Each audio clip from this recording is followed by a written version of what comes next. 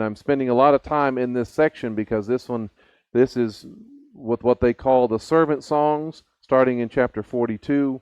These are so much about Messiah and the situation of where we are at and what it's like to be in the world today, and are revealing our need for Him, need for Messiah to come. One of the most important patterns in the Scriptures that we need to understand, that God's people need to be able to see and recognize as we are living in this world, in this life. It shows up so many times in the Scriptures. It's a pattern that is intended to remind God's people of His character, of His nature, of His promise. And it's necessary that we get those kind of reminders because of, I don't know if y'all have noticed, there's a whole lot of crazy stuff going on out in the world.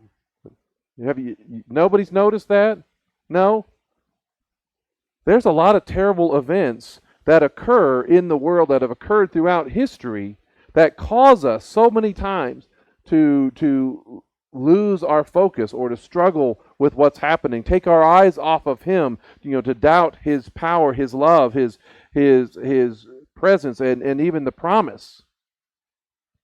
With Ty last week, he talked a lot about this with when Peter was walking on the waves, how there was the terror and the power and the deadliness of the storm and the waves, caused Peter to take his eyes off of Yeshua. And what happened when he did? He began to sink into the waters that would normally take his life. It was a dangerous situation. But so long as Peter was able to keep his eyes fixed on Yeshua, so long as he was not so alarmed or distracted by all of the crazy events going on around him that threatened his life, that threatened the life of his friends, so long as he fixed his eyes on Yeshua, the author and perfecter of our faith, he was actually able to walk above the waters, essentially through the valley of the shadow of death, and endure and experience the fullness of God's salvation. The Scriptures and the words of the prophets were given in many ways to refocus our minds on this reality, to see Him and His promise and not all the stuff. To remind us to refocus our minds on this pattern. And again, we even see this several times in the course of the Gospels, of the apostolic writings. You see this in Matthew chapter 24. You hear a lot of people talking about these passages, about what they're saying and seeing and thinking as the end of days. So as He was sitting on the Mount of Olives, the disciples came to Him privately saying, "Tell us, when will these things happen? What will be the sign of your coming and the end of the age?" And Yeshua answered them, "Be careful that no one leads you astray." And that's a very important statement just by itself. The end of the age is not expected to be a pleasant time of ease, of comfort. And nobody expected it to be easy or pleasant or just smooth sailing for a long time. It's expected to be turmoil, of upheaval, of struggle. And Yeshua Himself suggested here that it's also going to be a time of deception, where there's going to be a lot of people saying a lot of things, claiming a lot of things that you can get wrapped up in, washed up in, and taken off course. But it doesn't even end with the idea of being led astray, of deception. There's also that sense of great conflict and deception. He says, "Many will come in my name, saying, 'I am the Messiah,' and will lead many astray." So the deception. "You will hear of wars and rumors of wars, so that see that you are not alarmed. For this must happen, but it is not yet the end." So as much as everything that's happening right now sounds like right now, as much as there are all kinds of rumors out there, there are rumors out there. Y'all heard them? There are rumors of imminent attacks upon Israel from Iran, of an aggressive Russia and not knowing what they're going to do, of us even trying to get Ukraine into NATO, which is going to just provoke them even further. There's this pullback of support for Israel by our government, leaving them on their own. And as much as we might be inclined to think that we're at that time, the end of the age is really not the only time that these kind of situations came about, where there were rumors of wars, where there was deceptions, where there was false messiahs. Is that unique to now? No. Such times have occurred throughout Israel's history, and the prophets wrote about those times in their own day to help those future generations deal with it when it happens in their time, so they don't forget ultimately their hope that they need in order to come through those times. They don't want to forget the great moves of God that have happened in times of great threat and great upheaval. Over in Paul's writings, 1 Corinthians chapter 10, he says, "For I do not want you to be ignorant, brothers and sisters, that our fathers were all under the cloud and all passed through the sea. They all were immersed into Moses in the cloud and in the sea, and they all ate the same spiritual food and all drank the same spiritual drink, for they were drinking from this spiritual rock that followed them, and the rock was Messiah." All of those great moments, right? Those are a lot of great things that happened in their history. These moves of God were birthed out of great suffering and great hardship, that slavery in Egypt. But even when they were witnessing and participating in all those great moves of God, doesn't mean that, well, once he starts to move and work, that it's all of a sudden just smooth sailing from then on out. Right? Doesn't mean they're off the hook. Because notice that these moments have a purpose for the future generations, to serve as examples and reminders. Goes on in verse 5, "Nevertheless, God was not pleased with most of them, for they were struck down in the desert." And now these things happened as examples for us. Now here we are, we're significantly amount of time we are removed from these moments, but we read about them, we study them in the scriptures because they serve as examples for us, so we wouldn't crave the evil things just as they did. So we wouldn't make the same kind of mistakes that they did. The point about that, so we wouldn't fall into the same pattern that they did. And this point was made just a few verses later to warn us that if we're not learning the lessons of history, we're going to do exactly the same thing that they did. Verse 11 says, "Now these things happened to them as an example, and it was written down as a warning to us, on whom the ends of the ages have come. Therefore let the one who thinks that he stands watch out that he does not fall." We could easily find ourselves doing exactly the same things that they did. But again, all of this was to help. All of these things are written down. These examples, these warnings are to help us fix our eyes on our salvation, on our Savior, on our hope, and that promise of the future. 1 Peter puts it like this, and this is a longer passage, verse 3. He says, "Blessed be the God and Father of our Lord Yeshua the Messiah. As in his great mercy he caused us to be born again to a living hope through the resurrection of Messiah Yeshua from the dead." So he is establishing this is where we are. And then he starts focusing on the promise that they are going to receive from this. He says, "An incorruptible, undefiled, and unfading inheritance has been reserved in heaven for you. And by trusting, you are being protected by God's power for a salvation ready to be revealed in the last time." Right? That is the promise. That is what you can expect. That is what he has said, I will guarantee for you. Incorruptible, undefiled, and unfading. The truth is, we've got to hold on when we are going through the trials and the hard times. A truth like this is what gives us the strength to get us through the trials, the turmoils, and the fearful times of life. He's talking about a time and a kingdom of rest. He's talking about this time when there is peace. That's what's in the future. That's not what we have now. But that truth carries us, strengthens us, encourages us.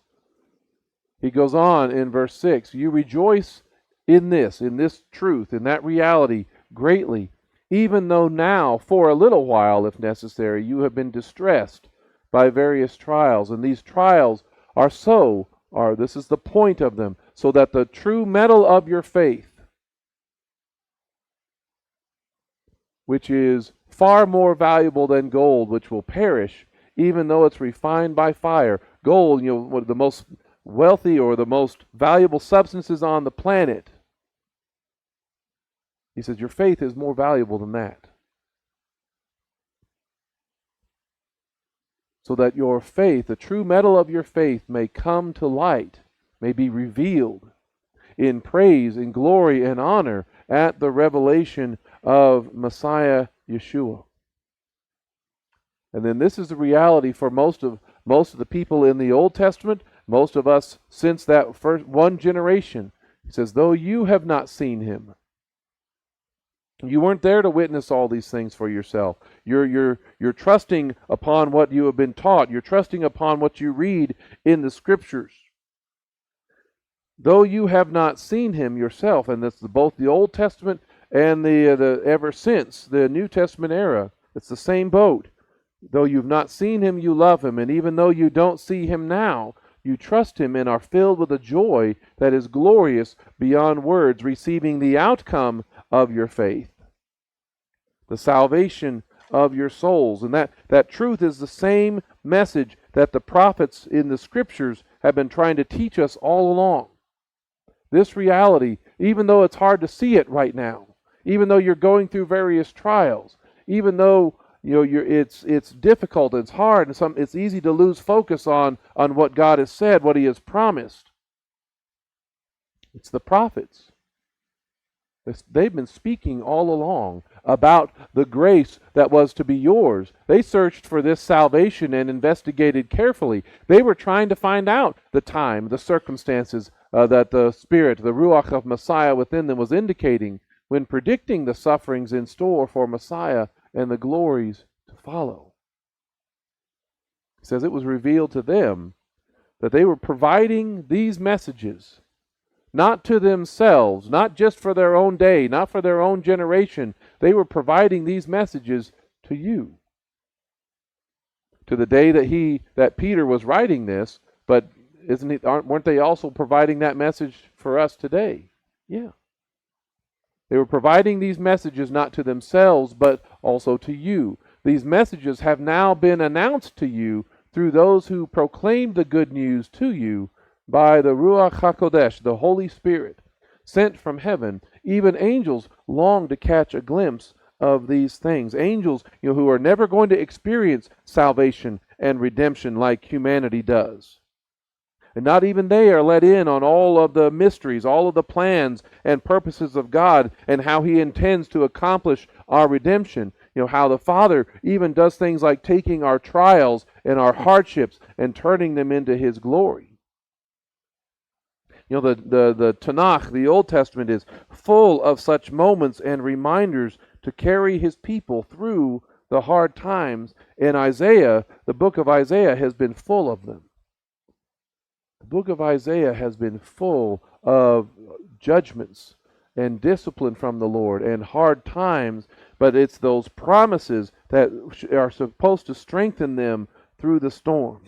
And a people, a nation in decline, a people as they are approaching those times of judgment and discipline need to know that it still has a future. That's what we need to know. That's what we need to know even today, that there is still a future despite everything that we see going on around us. This chapter opens as a call to those who seek after God, who are pursuing His righteousness, to those who are trying to make sense of all of the chaos. Because why else would they be reading? Why else would we be reading from the scriptures like Isaiah if we weren't pursuing after Him and trying to make sense of things? He says in Isaiah 51, "Listen to me, you who pursue justice, you who seek Adonai. Look to the rock from which you were hewn, and to the quarry from which you were dug. Look to Abraham your father, and to Sarah who bore you. For when I called him, he was but one, and then I blessed him and multiplied him." We're going to read this whole section up to verse 12 here. He says, "For Adonai will comfort Zion. He will comfort all her waste places. He will make her wilderness like Eden, her desert like the garden of Adonai. Joy and gladness will be found in her, thanksgiving and a sound of melody." This is so different from what he had been saying to them in many other places throughout the book of what they should expect to be coming. Verse 4, "Pay attention to me, my people. Give ear to me, my nation. For Torah will go out from me, my justice as a light to the peoples. My righteousness is near, my salvation has gone out, and my arms will judge the nations. The coastlands will wait for me, for my arm they will wait expectantly.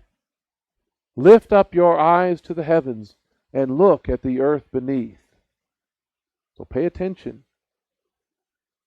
"For the heavens will vanish like smoke, the earth will wear out like a garment, and its inhabitants will die like gnats. But my salvation will be forever, and my righteousness will never wane. Listen to me, you who know justice, a people with my Torah in their heart. Do not fear the taunt of men, nor be dismayed at their insults. For the moth will eat them like a garment, and the worm will eat them like wool, but my righteousness will be forever." It's a contrast so much in all of this about how temporary the troubles are, but how long-lasting is His promise. My righteousness will be forever, my salvation for all generations. He says, "Awake, awake. Put on strength, O arm of Adonai, awake as in the days of old, the generations of long ago. Was it not you who cut Rahab into pieces, who pierced the dragon? Was it not you who dried up the sea, the waters of the great deep, who made the depths of the sea a path for the redeemed to pass over? And now the ransomed of Adonai will return and come to Zion with singing. Everlasting joy will be upon their heads. They will obtain gladness and joy, and sorrow and sighing will flee away. I am the one who comforts you. Who are you that you should fear man who dies, or a son of man who is given up like grass?" This is the truth that they needed to hold on to, because as Isaiah has already told them, judgment was coming. Babylon was coming. This is the truth that we need to hold on to as we look around and see all kinds of things and we're wondering what's happening next. The Israelites were so terrified of their circumstances that they were more afraid of those circumstances and what might be coming, what is on the horizon. They were more afraid of those things than they were of God. They believed the world's superpowers. Assyria had already destroyed the northern kingdom of Israel. Babylon, the greatest armies of the world at the time, these great, powerful world leaders. They believed in many ways that those situations, those armies, those leaders were more powerful than their God. More impactful, more involved, more influential than He is. That He won't be able to help them or save them from the moment that they are in. And that's a lie. And we need to know it's a lie. That doesn't mean everything works out great. That doesn't mean that everything turns up roses in our situations, in our moments. But none of them are out from under His power and His authority. And we really haven't changed. We're still doing the same kind of thing every time we're presented with an event, a threat, a health scare, an eclipse, the economy, right? All these things that keep coming up that are being used to try to scare us and terrify us. It's our faith that strengthens us for them. Let's go back and look at this passage. Listen to me, you who pursue justice, who seek Adonai. Look to the rock from which you were hewn, and to the quarry from which you were dug. So those who are pursuing Him, those who are pursuing His righteousness, even when you're going through the hard times and the difficult times, what do you need to listen to more than the news? Or social media, or any of those things? You need to listen to Him more than any of that stuff. More than the voices of the world, more than the noise of all of the chaos. Consider the source that you're getting your information from. Consider where they come from. Right? Consider what their agenda is versus what His agenda is. Consider who is responsible for your existence. Because it's the source that defines you. I don't exist because of CNN, do I? I hope not. I don't exist because of Facebook. I don't exist because of any social media. They did not create me. They did not make me. Our source defines us. You are to find your identity and your purpose and your future in the rock from which you were hewn. That's the same word. It's the same rock in which there's this crevice that Adonai hid Moses in Exodus chapter 33. Y'all remember that moment where he asked to see His glory, and He's like, man, I can't let you see my glory. It'll take you out. But there is a crevice, there is a cleft in the rock, and I'm going to put you in there. That's the same kind of rock. It's the same rock of salvation in Deuteronomy chapter 32 that's even translated as God in the Septuagint. It's the same word used to describe the rock that Moses struck in Exodus 17 to provide living water for the people of God out in the wilderness, that Paul identifies in the passage from 1 Corinthians 10 we just read. That the rock that followed them, that provided them the water in the desert, that rock is who? That rock is Messiah. So it should be no surprise that when you look, and this is something we've been doing over and over again here in Isaiah, when you look at the Aramaic translations of those Targums, it shouldn't surprise you that it is the Word that they should listen to, that it's that Memra that they should listen to, that it's the Messiah that they should be listening to. Listen, hearken unto my word. Ye that follow after truth, who seek instruction from the Lord. You listen, you Shema to the word.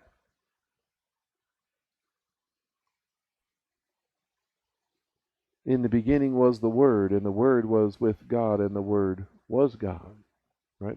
And what happens next? And the Word did what?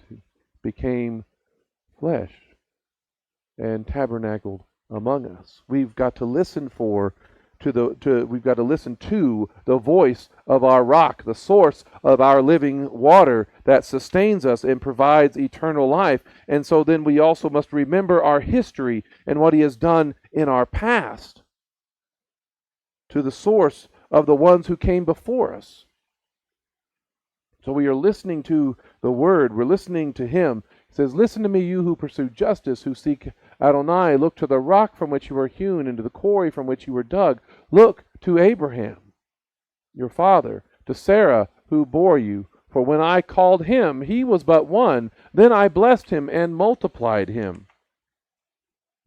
Those in Isaiah's day from the southern and the northern kingdoms, the Israelites understand, or they should understand, that they are living proof of God keeping his promises to Abraham. In Isaiah's day, they needed to be reminded of that. They are the legacy of the promise. Abraham was just one family. And yet he blessed him and multiplied him. The fact that they exist at all, even in Isaiah's day, was proof that of his power, of God's love. And here we are, we're 2,600 years later from Isaiah's day, roughly. Here we are, 2,600 years some odd later, and all sorts of disaster and calamity have come upon the Jewish people. Are they still here? Amen to that. Nothing has wiped them out after all this time. So there is still reason to hope, because he is still keeping his promise. He has kept his promise so far, hasn't he? And he will continue to keep that promise into the future. So no matter what they were experiencing in the moment, like Babylon on the horizon, this truth, this reality has to be believed and held on to, that there is going to be a future. And it should provide them with comfort, realizing that God's heart is to restore all that has been lost because of the sin in this world. He goes on in chapter 51, verse 3. He says, "For Adonai will comfort Zion.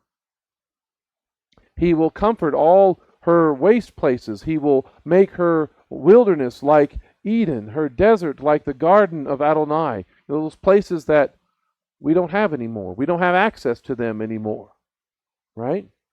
We can't just walk in anytime we want. We can't even go up and buy a ticket. We can't even get like a summer pass to go to the Garden of Eden. Those places are off limits. And yet he is saying, look, I'm going to restore all of that. I'm going to make even the wilderness places, the places that you don't like to go into, that's going to be like the garden. The desert like the garden of Adonai. And joy and gladness will be found in her. Thanksgiving and a sound of melody. Joy and gladness, thanksgiving and song.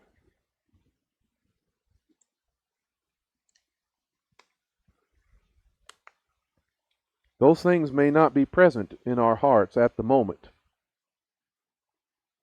They may not be in our hearts in the moments of our suffering and our struggle. We don't always feel joyful, do we? I mean, those people who are happy all the time, right? Aren't they kind of a little weird? Just slightly? I'm thinking of a few of y'all sometimes, so. But we can't always be joyful. We can't always feel those emotions of thanksgiving, of just having a song on our heart, because this life is hard. There are lots of things that are going on that without his strength would overwhelm us. But he is saying those things are in your future. It's not going to always be this darkness that you see right now. Don't let the moment drive away your hope and expectation of God keeping his word. Listen again to him, to his word, his memra. Again, pay attention to me, and that's that word memra again, to my memra, my people, and give ear to me, my nation. And what's interesting is that it uses the word congregation in the Aramaic. It says, for Torah will go out from me, my justice as a light to the peoples. My righteousness, it's not far away. It's actually near. My salvation has gone out, and my arms will judge the nations. The coastlands will wait for me. My arm, they will wait expectantly. So the Torah will go forth. Just like he mentioned back in chapter 2, and I don't have this slide up here, but you'll remember this is a song that interestingly enough, we're just going to be singing about, randomly picked again. It's just amazing how God so often lines up the music just perfectly, and he's done that again today. But Isaiah chapter 2 says, it will come to pass in the last days that the mountain of Adonai's house will stand firm as head of the mountains and will be exalted above the hills, and so all the nations will flow to it. And then many peoples will go and say, come, let us go up to the mountain of Adonai, to the house of the God of Jacob. Then he will teach us his ways, and we will walk in his paths. For Torah will go forth from Zion, and the word of Adonai from Jerusalem. That hasn't been lost. That hasn't been forgotten. For Torah will go out from me, my justice as a light to the peoples. In the last days, when the king is on the throne, and all the nations are going to want to come up to the mountain of Adonai and be taught his ways, taught how to live in ways that are pleasing to him, his salvation has not moved on. It hasn't abandoned them. It hasn't left them. Hasn't gone to somebody else. They are not rejected nor forsaken, even though they are going through such difficulty and such hardship, because that is not who he is. He is the faithful one, even when we are not. He is the rock. He is the faithful servant. That future is not lost. It is still out there. He says, lift up your eyes to the heavens and look at the earth beneath. We think the heavens and the earth are so permanent. We think these things have been here forever and they're going to stay here forever, that they are unshakable. But even if they disappear, his promise is not lost for his people. He says, lift up your eyes to the heavens, look at the earth beneath, for the heavens will vanish like smoke. So what you see out there now, at some point or another, is going to be vastly different. The earth will wear out like a garment. And the earth and its inhabitants will die like gnats. All those people, all those things that you're so afraid of, it's gone. My salvation will be forever, and my righteousness will never wane. Even if you are caught up in it, even if it surrounds you, even if it takes you off into captivity, even if it threatens to take your life, his salvation is going to remain. Because you belong to him. He is the rock from which you were hewn. He is the one who molded you. He is your source. He is the one who made you. He holds on to you. And no one can take you out of his hand. That's the important thing. Man, I am so glad that all of this is not dependent upon me holding on to him. Because if it's dependent upon me holding on to him, guess what I'm going to do? If I'm having to hold on to him, the craziness of all the world is going to shake me off. It really will. Because this world has a way of getting bad. But it's when we hold to his word, when we believe his promise, we realize that he is holding on to us. That his truth is what remains. We must believe him and believe his promises, his future. We must trust him more than what we see going on all around us. Verse 7 goes on again. Listen to my word. Listen to me. And his word the Memra, and Adonai are one and the same. You who know justice, and the Targums they put in there, they translate that as the truth. Listen to me, you who know justice, a people with my Torah in their heart. Do not fear the taunts of men, nor be dismayed at their insults, because there's plenty. For the moth will eat them like a garment, and the worm will eat them like wool, but my righteousness will be forever, my salvation for all generation. The Torah in our hearts, where God has always wanted it to be. That's part of what we were reading earlier, right? When you say the Shema, Shema Yisrael Adonai Eloheinu Adonai Echad. Right? What are you supposed to do at that point? Love the Lord your God with all your heart, soul, mind, and strength. Right? This word which I am giving you today is to be where? In your heart. It's always intended to be there.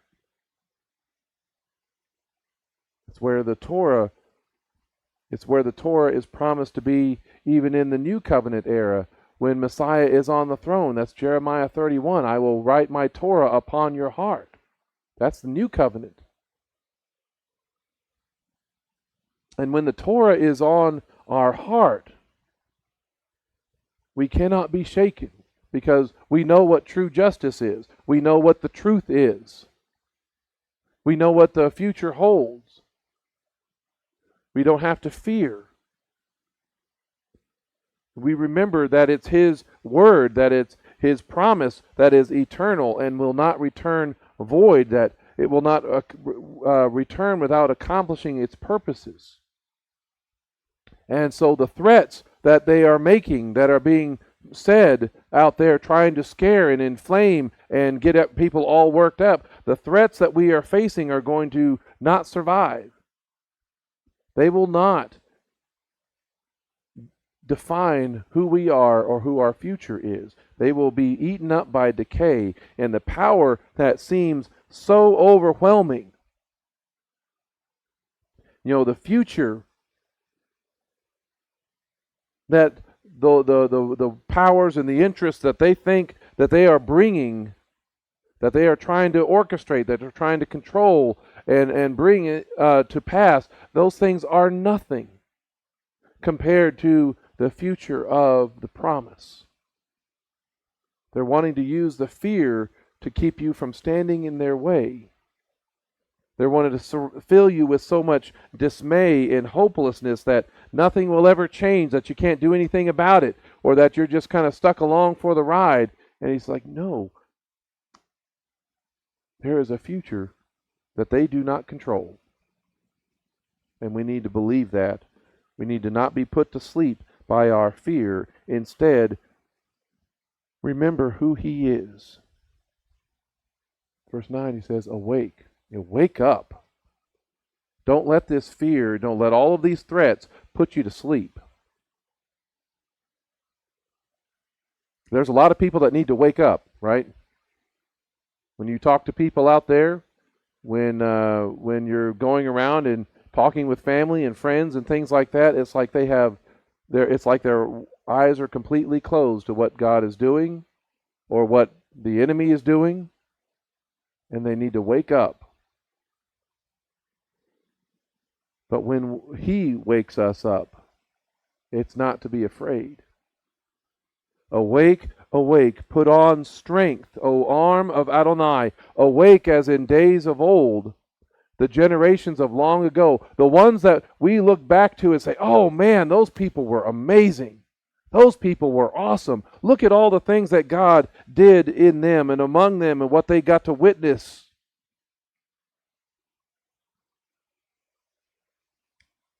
We need to awake and be strengthened. They were not great, or they didn't experience great things because they themselves were great, right? It's because God was doing great things in them. God was doing great things through them. It wasn't, was it not you who cut Rahab in pieces, who pierced the dragon, So it wasn't the Israelites or any other normal person that did those things. It was that God that did these things. He says, was it not you who dried up the sea? So Moses, even though he was the one who stood there and held up his arms and the sea parts, was it really Moses that made it happen? I mean, I've tried going, I can't even, as much as they have those like motion sensors at the supermarket, and we like to go up there and pretend, especially when we're kids or like we're 30 or 40 years old and still try to do this, where you go up to the motion sensor and whoosh, and the doors open.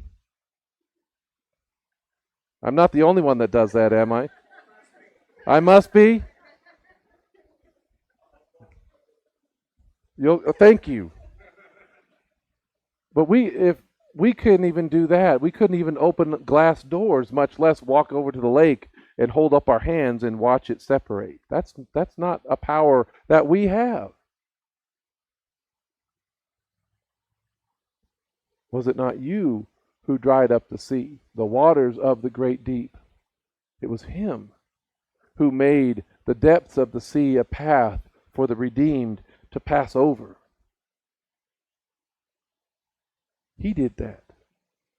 Now, was Moses a part of that? Did God use him? Did he still have to obey and follow his command? Absolutely. But he has been doing miracles in the past for his people in the midst of great turmoil.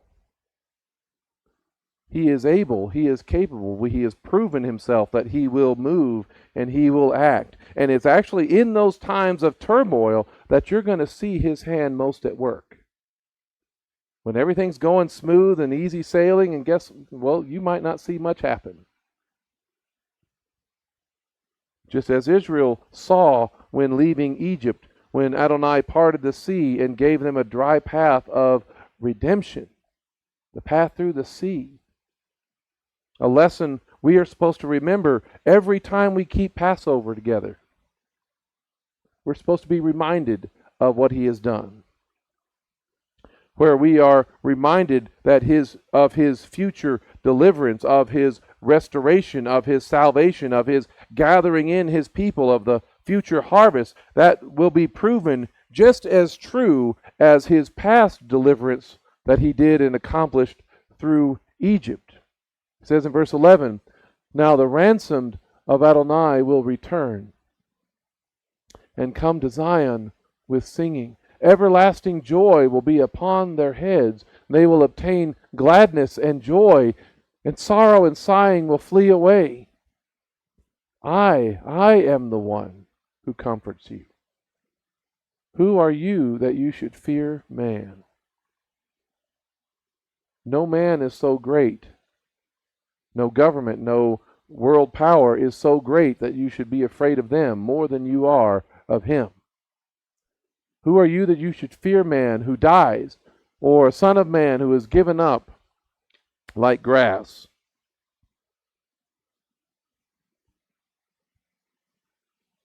We are more inclined in the midst of our trial, in the midst of our suffering, in the midst of all the chaos, we are more inclined to forget all of it. Because we take our eyes off of him, and we look at the waves, and we look at the wind, and we think that stuff is more powerful than he is, even when he's standing right in front of us.